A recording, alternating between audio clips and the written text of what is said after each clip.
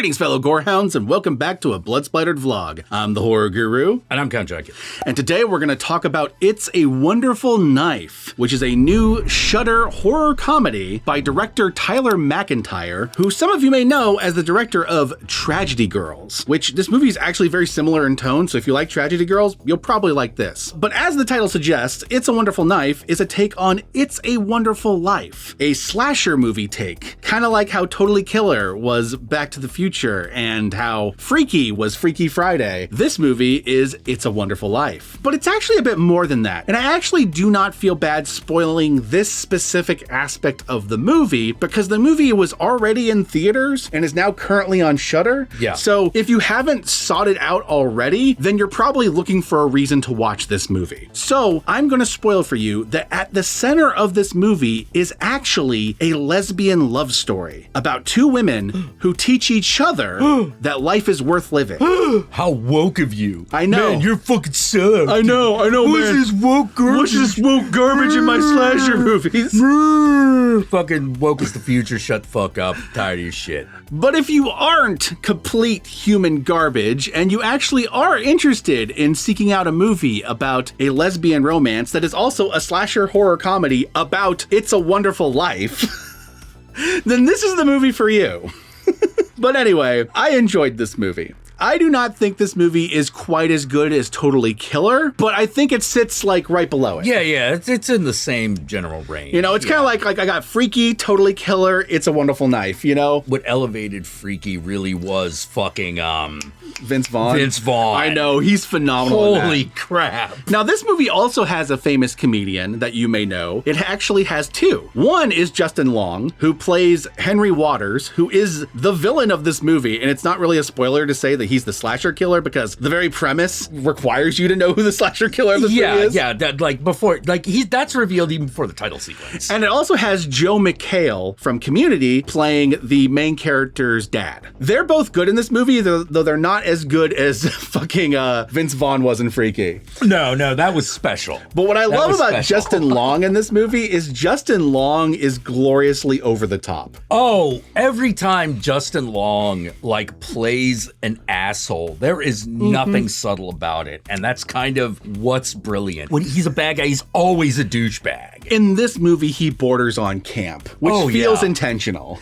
Yeah, because like in Barbarian, he was a little toned down. A little. Yeah. You know, but in this one, it's just full-born like... He's a cartoon villain in this. Yes. You know, he's even got a funny little accent that he's putting on. Yeah, he's like right up there with like, I am Polluto. I will pollute the environment. You know, like kind of shit. And when you get to the alternate reality, because basically the idea is our main character, Winnie, successfully stops Waters, who is a slasher killer, who is trying to kill a bunch of people in his town in order to take over their businesses because he's the mayor and he's trying to take over the town financially. And she, at some point, wishes herself to not exist, which means that she never stopped the slasher killer, which meant that Henry Waters kept on killing people and taking businesses. Yeah. So when she goes to this alternate reality, he has successfully taken over the whole town. And there's kind of like a Back to the Future 2 element to this, where he's literally built like this whole little tower that's like a monument to himself. Yeah. Like he's very definitely like the Mr. Potter of the story. 100%. You know? And he is just great. The other things that I think are really great in this movie is the actual relationship between Winnie and Bernie, who is the romantic interest in this movie, is legitimately charming. Yes. Some things that like will be hit or miss for you. I know some people didn't really like the main character, and I understand why. She's kind of like in the beginning a bit of a goody two shoes, kind of like she can't even swear, kind of type. But that is clearly intentional. Because the whole idea is that she's kind of like the semi-virginal, cannot swear, slasher, final girl stereotype. Well, she's also like part of the poster family of the town. And over the course of this movie, it gets a little bit more hardened. Yeah, because it turns out her life's about to suck a whole lot more. Oh, yeah. She thought it sucked before, and it did suck before. To be fair, they give her legitimate reasons to not want to like exist anymore. Oh my God, yeah. But it sucks way more the alternative. The alternative sucks way more. Especially since one of the people that she saved in the original timeline was her brother. And her brother, just like George Bailey does. Yeah, and her brother does not actually get saved in this verse. And so when she goes to this alternate timeline, her brother doesn't exist anymore. So it's like, well, now I gotta fucking like fix this. Yeah. Because I can't let my brother be dead. But then like over the course of the movie, she realizes that the whole town is shittier because no one stopped the killer before the killer went on his rampage. Yeah, because apparently she's the only one who either had the opportunity or the balls. Yeah, exactly. And she's actually more capable than she thinks. This movie also has a great cameo by American Mary herself, Katharine Isabelle. Yeah, playing the aunt. Who is named Gail Prescott, which is a complete Scream reference. Yes. Which tells you what kind of movie this is going for. I think this movie is legitimately funny. I'm glad that it's R-rated. Yes. Yeah. The kills are legitimately allowed to be bloody, which is great because it's a winter movie. You get all the like the blood on white. Yeah. If it hadn't done that, it would have just not come together at all. Where I think the movie is a little janky is in its internal logic. And by that I mean the way this dream world is supposed to work kind of shifts over the course of the movie. And while they do give explanations for it, I am sitting there going like, okay, you're asking me to like stretch my suspension of disbelief a little bit further now, and it's already fucking tight. Yeah, because we're already doing like It's a Wonderful Life, a slasher movie. We're already halfway with this movie, but like there are sometimes you're like, I don't know about that. It starts to get a little fucking wild, especially when you get to the third act and like some aspects are revealed that shift everything. Yeah, like it would have been better if they had just like established that like, yeah, straight up magic. Now I understand why they needed to do this. Yeah. Because based on its very premise, you're going to be asking the question the entire time. If you already know who the killer is, why don't you just stop them? Yes. So the movie's got to make things more complicated than just the mayor knowing who it is. Exactly. Yeah. And so I commend the movie for taking that challenge. It's clunky. It barely works. And for some of you, it's going to be too much. And I know it's going to be too much for some of you. But if you're okay with a little clunky jankiness, because this definitely has the feel of like a clunky cult movie. Oh, yeah. More so than some of the other ones that are in this genre. This one didn't have anything that it could really lean on to patch over those rough spots. No. Like in Freaky, you have the Freaky Friday premise that you could kind of patch over the rough spots. Same thing with Totally Killer because it's Back to the Future. Yeah. This one is like, you can feel the screenwriter, who's Michael Kennedy, who also wrote Freaky. You can feel him like struggling to try to keep this ship going. Yeah. So that he can hit the 90-minute mark. Yeah. And tell a complete story. And he does. But man, is it a rickety ship at a certain point. Held together by glue and duct tape. Yeah. And I'll go more into what's kind of janky about it in the spoiler section, because we're really talking about like stuff that happens in the third act, really. But this movie made me laugh. By the end of it, I was fully invested in the romance, so, had me tearing up sometimes. Yeah. It's a good time at the movies. It's a solid B movie, guys. If you want like a solid B holiday movie to add to your Christmas movie rotation, and you're the kind of person who likes alternative Christmas movies like me, then this movie is definitely worth a watch. It is currently available on Shudder, so you're gonna have to subscribe to Shudder to check it out, but trust me, it's worth it. And with that said, my fellow Gorehounds, let's move on to the actual spoilers. Yeah, let's open this Christmas present before fucking on New Year's Eve or whatever. No, Christmas Eve. Oh, I fucked it up. All right, whatever. Spoilers. Fuck you.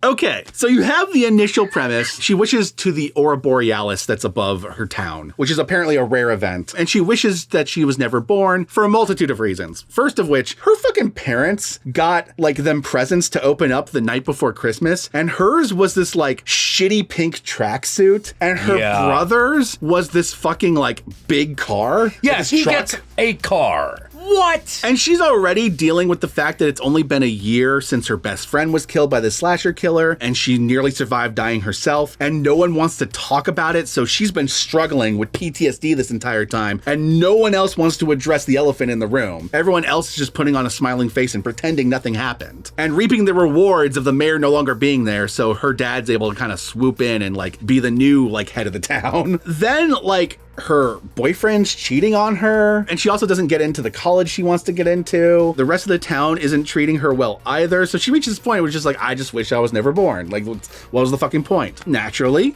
she wishes she's never born, and the town is now, once again, a year later, but the killings kept on going. Yeah. A bunch of people are dead now that were alive in the previous fucking timeline. All the businesses have been now taken over by Waters, except for a couple, which, you know, leads to his current victims in this timeline. Yeah. The pot smokers are now on meth. Yeah.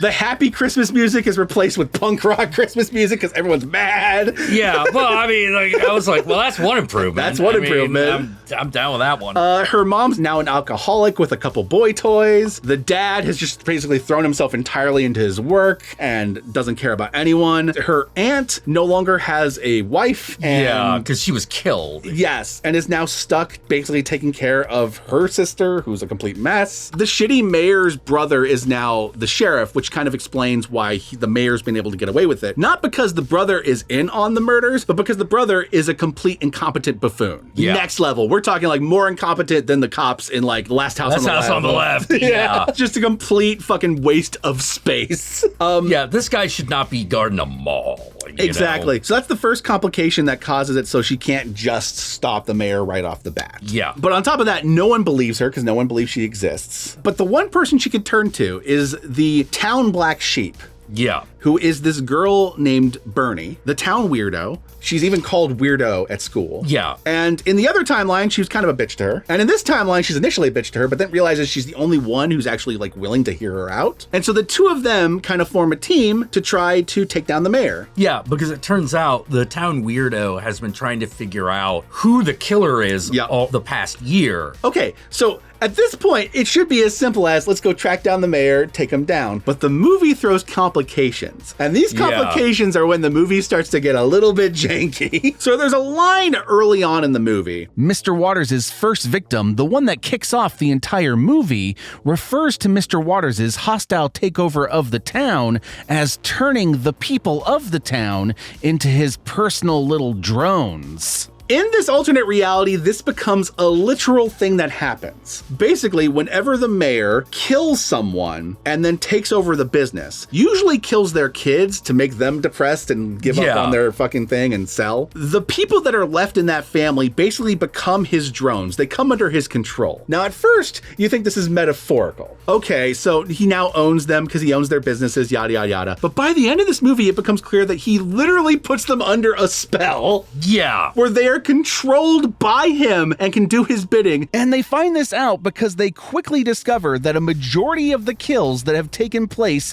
in the new timeline ever since her brother was murdered were actually committed by her dad, Joe McHale. Because it turns out ever since his son was murdered, he has been fully and completely under the control of Mr. Waters. Now, in the other timeline, the dad was not involved with the killings. This is just in this timeline because of magic Aurora Borealis. Yeah, because of like magic powers, which they never fucking explain. Well, because here's see as much as a Necronomicon or something. Here's the explanation, and it's janky. The explanation is the Aurora Borealis that created this new timeline is the spirit of the slasher killer she killed. So it is Mr. Waters. The Aurora Borealis is him. So he's created a timeline that he's happy with. And this includes people literally becoming his fucking drones. And that's why by the end of the movie, the entire town are basically zombies because there's a point in which they piss off the Aurora Borealis and it turns red. But it's janky. I don't know if it quite holds up.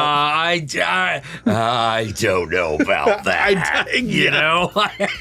That probably should have been a little more explicit, you know? So it leads to this fucking like wild ass finale where he's like holding this huge like fucking town gathering at like the town Christmas tree, and he's just literally executing people on stage and hanging them up as fucking Christmas angels. Yeah. And the town's just zombie like just staring. Yeah, well, like you could tell that this is a scene they really wanted to do. Yeah. You know, and I applaud them for it. And their eyes are all glowing blue too, so they're like under his spell. Tyler. Right. It's a case where I actually wish the movie, even though it was already super exposition heavy, actually took the time to be a little bit more exposition heavy. Yeah, because like that just seems like it came out of nowhere.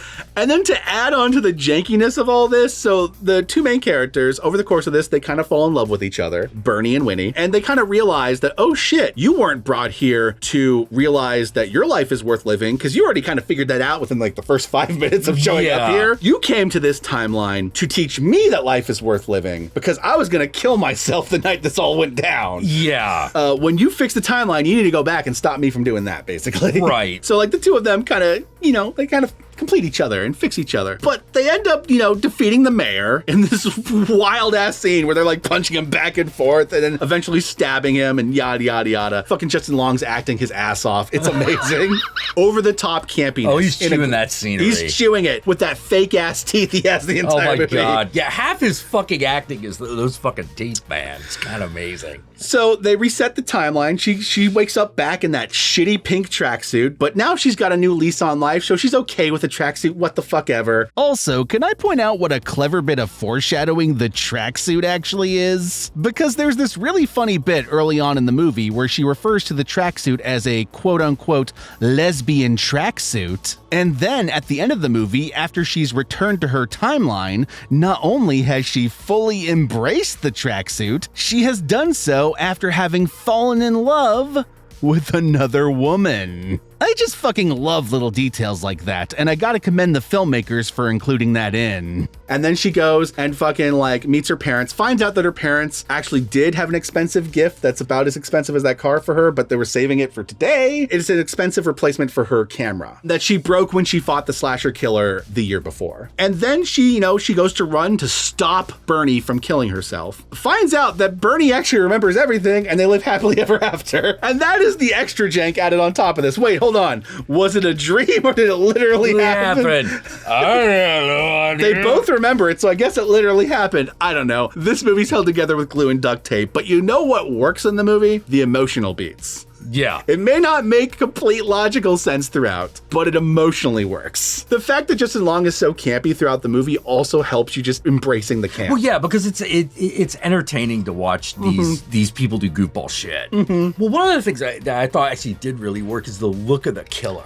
Oh yeah, I love that one. Because it's got this like white, like almost Templar outfit on. It's pure white. Yeah, so he looks like a Christmas angel. Exactly. Like it's a Christmas angel running around. I'm always one for having Christmas music playing while someone's dying. Yes. And there's a lot of that in this movie. Mm-hmm.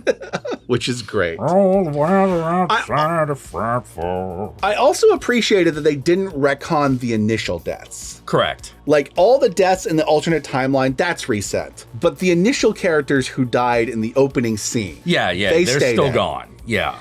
So there's still the weight of death in this movie because it's very easy with certain slasher movies these days to like only kill the characters that deserve it so you don't actually care about anyone that dies. Yeah. This movie allows characters that you care about to stay dead while also having like the victory at the end of like, okay, I at least saved my brother, right? Yeah. Like, well, I mean, like, it's a wonderful life. George Bailey got to save his brother. Exactly. Exactly.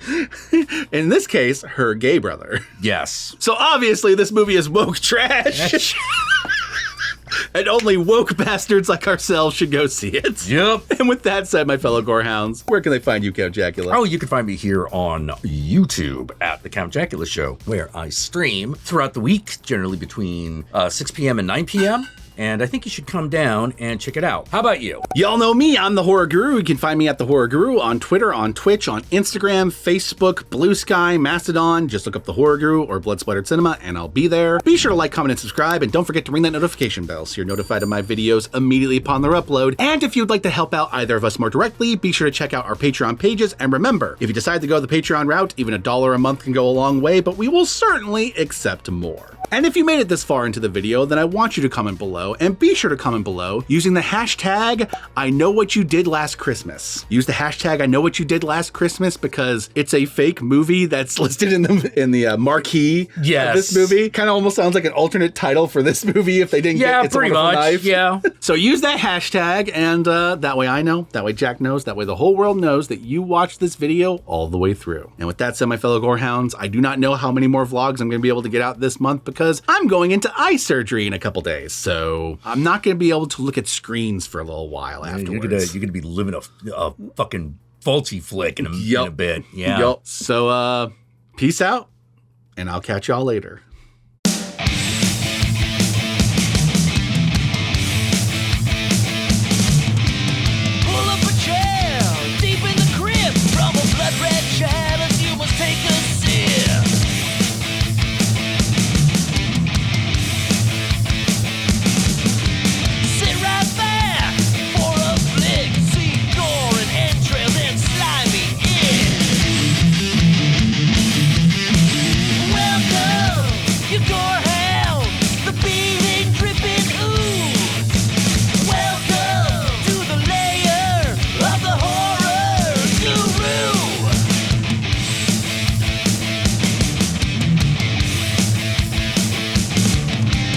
Watch real close.